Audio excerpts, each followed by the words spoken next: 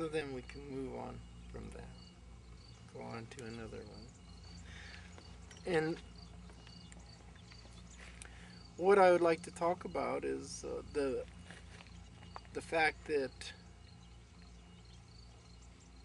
as you see it, so it is.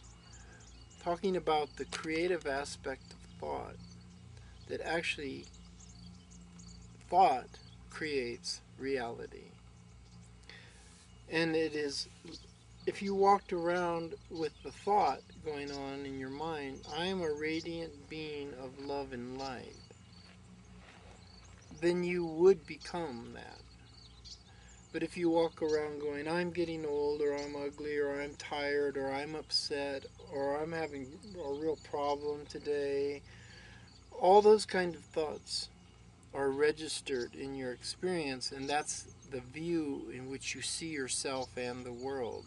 So what I'm trying to say is your point of view determines your reality. There can be people experiencing the same situation side by side, and for one person it will be hell, and for the other person it will be a heavenly experience. And so actually, whether you're in a state of living hell or you're in a state of heavenly bliss depends on your point of view, your perspective. It's not dependent on the situation itself. So, knowing that we are all creative beings and we're constantly creating our sense of reality by our point of view, it's it's important to recognize from where do you live, from what point of view do you live your life. Is your point of view, I am the body, the mind, and the persona, the personality, the false face, persona? Or am I the consciousness that's already free, unbound, unlimited by this experience of life?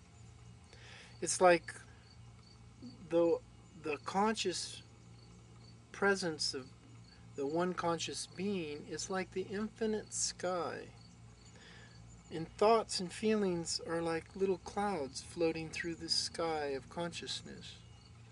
And then anger and fear is like thunder and lightning in the sky. And all the time the sky itself, which is conscious space, is undisturbed by the movements within it, by the clouds, the lightning. It always remains untouched, undisturbed by that which passes through it. So if you're centered in that which is undisturbable, then even when there's disturbances within the personality and the body-mind, you remain centered in that undisturbed witnessing place of observing the disturbance. So someone could come into you when you have heavy fever and you're down with the flu and you're sick as a dog in the body, and someone say, how are you doing? And you could say, if you're centered in the witnessing position of being consciousness itself, well, the body's having a hard time right now, but I'm doing fine, thank you. That's just a razor's edge difference between saying, I am really having a hard time and I'm sick. Any place you put your identity, the I am the body that's sick, or I am the consciousness that is undisturbed by this sickness, makes all the difference in the world. The point of view, the perspective. Like the ego is, let's say that the infinite conscious space is consciousness, it's God. And it comes down and it focuses itself through an individualized expression, calling this body mind. And it sees only, like the camera, a small focused view of the world through these eyes. Yet it's everywhere all at once, viewing through all these different points of view. It's experiencing itself as a tree moving in the wind. It's experiencing itself as the dragonfly landing on the lily in the pond. It's experiencing itself as the frog looking at the dragonfly wanting to eat itself as the dragonfly. It's experiencing itself as everything all simultaneously at once with billions of points of view so that it can experience itself being eaten and being the one who's eating. It can experience itself being birthed and withering and dying. It can experience itself in an infinite variety of points of view. So what you are, when you know yourself just as an individuated being, is you are one little focal point for the infinite consciousness. And that is a gift, but it's also a curse. It's a blessing and it's also a curse. Because if you only know yourself as that one little focal point, then you are very limited in your experience of self. But if you also know yourself as the consciousness that's looking through this focal point, this camera lens of focal point called you, then if you know yourself as that infinite consciousness, then you will actually know yourself as unlimited eternal presence.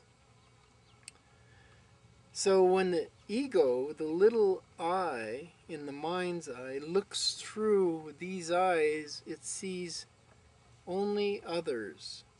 That tree is something other than me. That man there is something other than me. That person over there is someone other than me. It sees only others.